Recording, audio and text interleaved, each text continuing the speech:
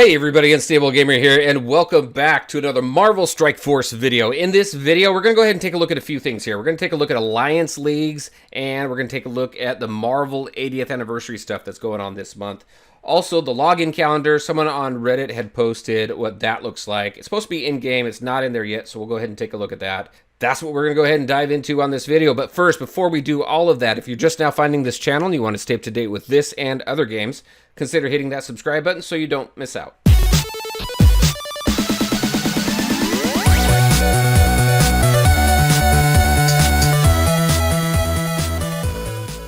All right, and welcome back. All right, so first, before we jump into all of this, I just want to apologize to everybody who was looking forward to the stream that I was going to do today. Unfortunately, ran into a whole bunch of camera issues, but as you can tell, I go in ahead and I got it fixed. But there was just a whole lot that was going on with that, and troubleshooting it on my laptop, and then calling Alienware and them not knowing exactly what the issue was. And then really what it boiled down to, there's some conflicting programs on my computer that was changing and impacting my my webcam here, because I use this integrated webcam on the laptop, and it was frustrating, I'll tell you that. So I apologize for that. I will be getting a stream going for Marvel Strike Force as well. So just keep an eye out for that. I'll go ahead and post that on the community tab on my channel as well as on my Twitter.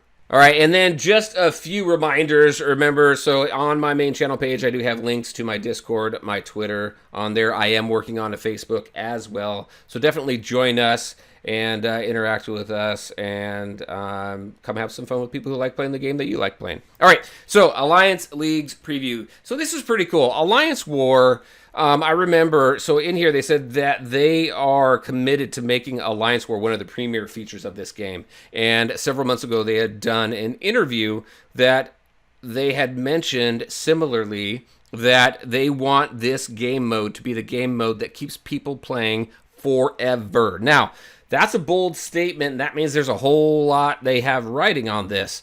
And Alliance Wars has been kind of met with some hot and cold reactions. Some people really like it. Some people can not really do without it. I think there probably are some updates to this Alliance War mode that could happen in order to really make it what they want it to be. And I think Alliance Leagues is probably moving them in the right direction. I think this will probably re-energize some people the way that this works. So if we just kind of take a look at this, one of the primary requests from players is better Alliance War rewards. Now, they did beef up the rewards a little bit, and they're a little bit better, but with the amount of effort that you have to put into war, I don't think they're on par with the effort that you're putting into the game. And it sounds like they agree as well, which is why we have Alliance Leagues.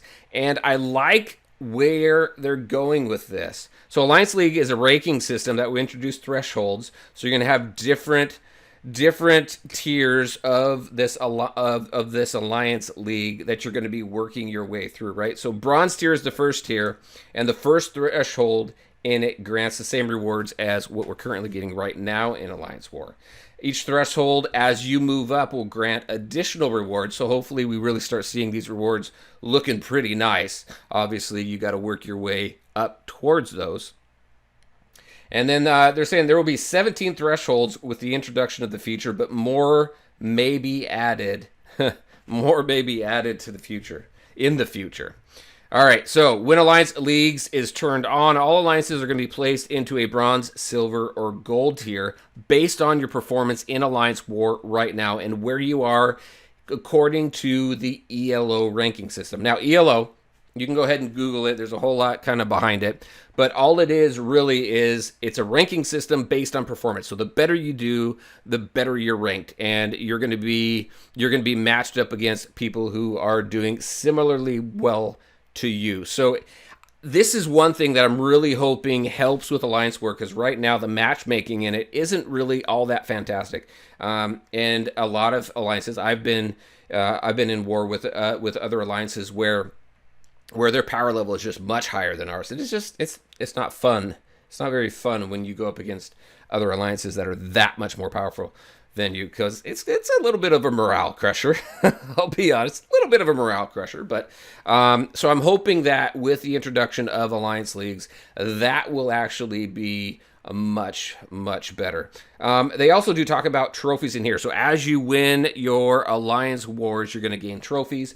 As you lose alliance wars, you're going to be losing trophies as well. So one thing that I hope as far as that goes is that as far as losing trophies and losing rank and sliding down in the different tiers, I hope it's not too much so that it, again, squashes morale and people don't want to go into that game mode because it's not working very well, right? So I'm hoping that, let's just say after you complete an alliance war and you defeat it, defeat your opponent, let's say you win 100 trophies.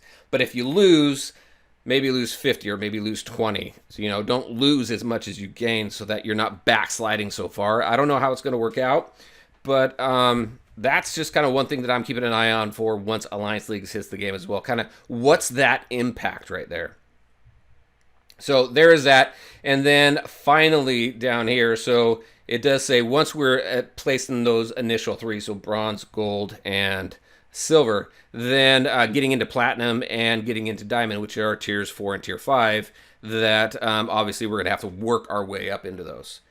And then it says we want Alliance Leagues to reward alliances that work together and execute impeccable teamwork. And that's one thing that Alliance Wars definitely does, is it really forces you to communicate. If you don't communicate and you don't coordinate very well and you don't plan very well, then it's going to be a difficult war. It's going to be a difficult game mode. So you definitely want that communication. And hopefully your alliances are using some really good communication methods other than in-game chat, because in-game chat is just awful for something like this. So hopefully people who are serious about Alliance War are really using some other ways to communicate in order to better plan attacks and just coordinate the offensive as well as coordinate your defensive plan as well. Again, I'm really excited for it. I think it's really cool. Let's take a look at this graphic here. So I can't expand that, but Cerebro posted it on Reddit. And here it is. So pretty cool. Work in progress. So it could be a little bit different when it hits the game.